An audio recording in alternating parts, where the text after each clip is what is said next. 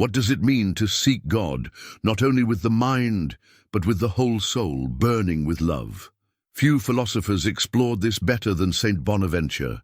Born Giovanni di Fidanza in 1217 in Bagnoregio, Italy, he became one of the greatest minds of the 13th century, known as the Seraphic Doctor of the Church. As a young boy, he nearly died from a serious illness. His mother prayed with deep faith and he survived. Later, he saw this healing as a sign of God's providence. He grew up during a time of great change. Universities in Paris and Oxford were flourishing.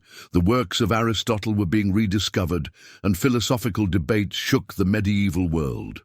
In this context, Bonaventure joined the Franciscans, a movement inspired by St. Francis of Assisi, who lived in radical poverty and simple devotion to Christ. What attracted Bonaventure was not only Francis' poverty, but his burning love for Jesus. He saw in Francis a living image of Christ himself. This shaped Bonaventure's philosophy. To know God is not just an exercise of logic. It is a transformation of the heart, an imitation of Christ through love. By the time he taught in Paris, Bonaventure was admired not just as a scholar, but as a man of humility and gentleness. His presence inspired as much as his writings. He became Minister General of the Franciscans, guiding the order with wisdom and balance, and later a cardinal, respected across Europe. Yet his deepest passion remained, leading souls to God. The central question of his life was simple: how does the human soul ascend to God? And his most famous work gave the answer: The Journey of the Mind into God. In this masterpiece, he invites us on a path, not only of thought, but of transformation. The goal is union with God, where love and truth become one.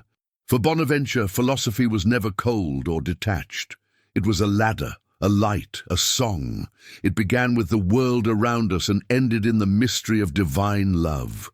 He taught that the human being does not just know truth. We are drawn by beauty, by goodness, by love. And by following these signs, the soul rises toward the source of all. In this first step of our journey with Bonaventure, we will explore his vision of love, wisdom, and ascent. A vision where reason guides, but love carries us higher.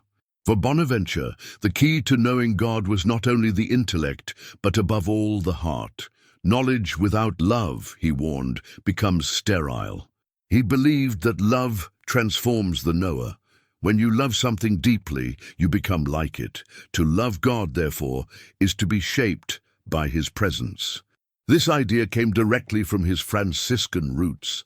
St. Francis of Assisi had not been a great scholar, but his life of burning charity was itself a school of divine wisdom. Bonaventure saw in Francis the living example of what he himself taught, that the path to God is walked not only by reasoning, but by being set aflame with love. Thus, in Bonaventure's writings, charity stands at the center of philosophy. Where Augustine had emphasized the restless heart, Bonaventure emphasized the heart enkindled. He explained that the Holy Spirit himself is the fire of love poured into our souls. Through this divine flame, the believer is lifted beyond cold reasoning. Without this flame, study becomes vanity. With it, even the simplest believer can surpass the most brilliant scholar in the wisdom that truly matters. That is why he once wrote, "A poor and unlearned man who loves God is better than a philosopher who studies the heavens but neglects the Creator." For Bonaventure, this was not anti-intellectual. It was the true ordering of reason and love. Reason prepares the way, but love carries the soul to God himself. He also warned of the opposite danger, that love without truth can mislead. Authentic charity must be rooted in reality, illumined by divine wisdom. Thus faith, reason, and love form a harmony, but in this harmony love is the highest note, the flame that gives light, the bond that unites the soul with God. This vision shaped not only his philosophy, but also his leadership as head of the Franciscans. He guided them with gentleness and strength, always urging them toward love of Christ. At the heart of Bonaventure's thought is a conviction that we become what we love. If we love vanity, we grow empty. If we love God, we grow divine. This is the starting point for his great work, The Journey of the Mind into God, a journey not of cold abstraction, but of burning desire for union with the eternal.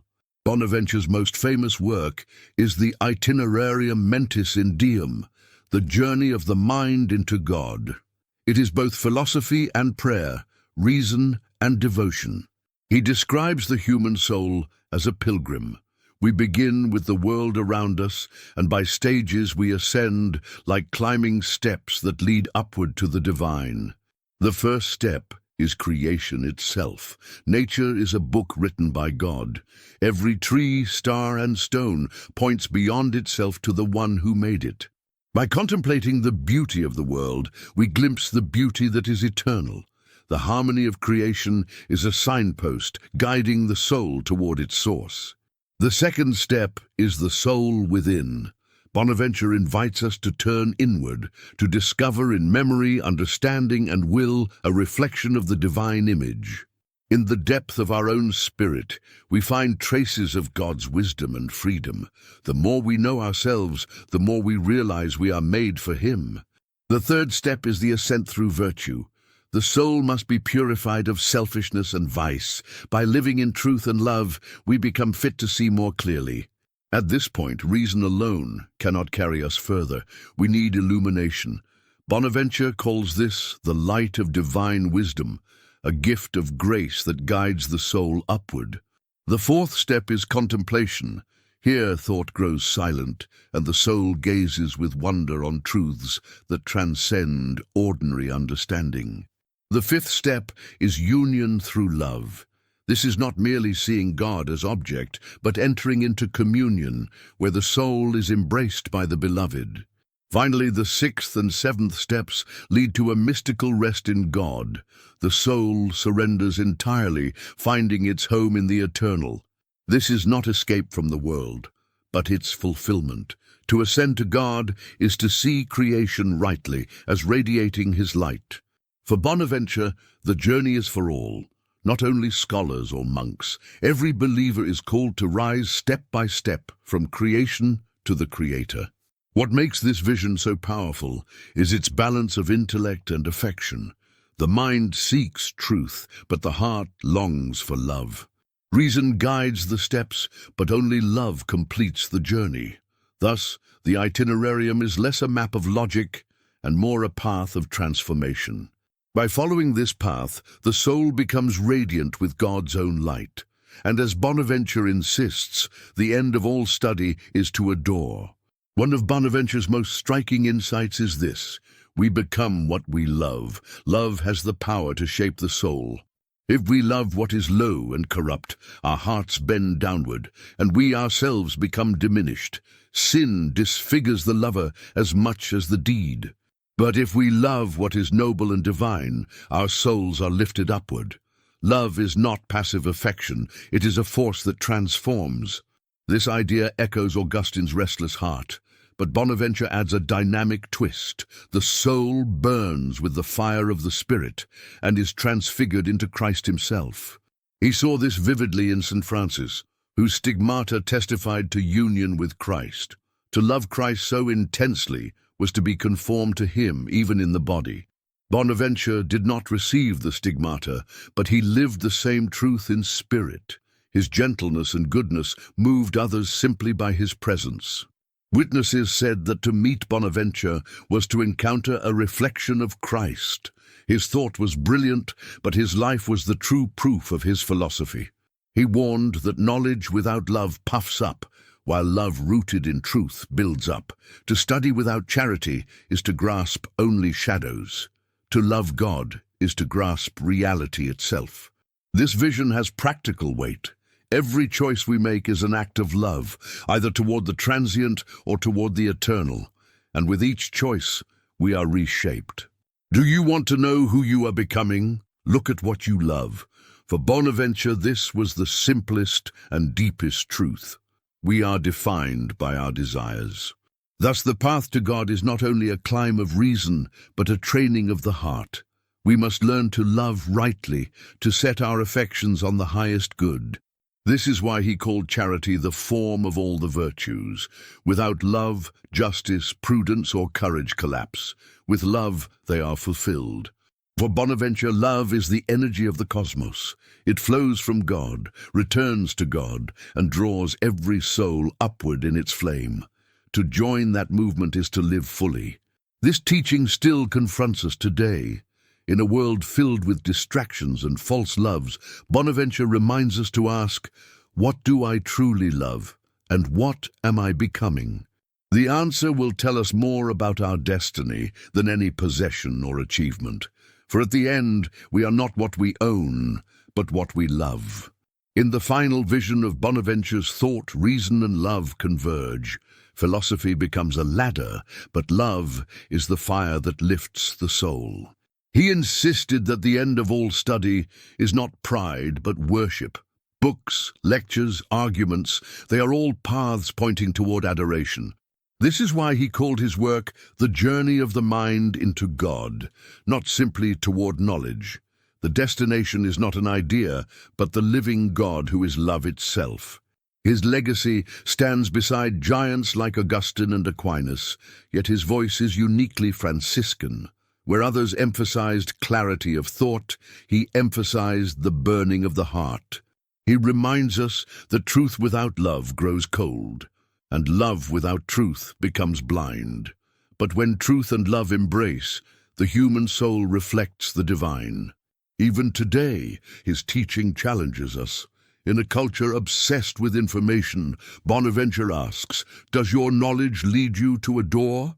And in a world of shallow desires, he asks us, what do you love most deeply? For that is the image you will bear. Bonaventure's life shows that philosophy and holiness are not two separate paths. They meet in the ascent of the soul, where thought and prayer become one.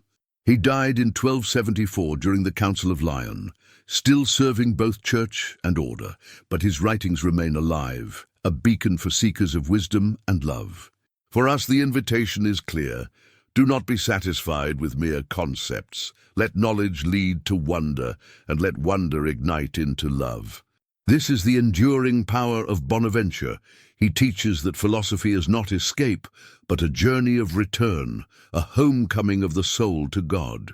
So as we close this journey through his thought, remember, we are shaped by what we love. To love God is to rise, to be set ablaze with his light. In that light, reason finds its goal, and the restless heart finds rest. For the end of all wisdom, as Bonaventure wrote, is simply this, to adore. St. Bonaventure's message still speaks today. May we learn to think with clarity, love with intensity, and seek always the God who seeks us. This is the true journey of the mind into God, a journey not only for scholars, but for every soul longing to return to its source.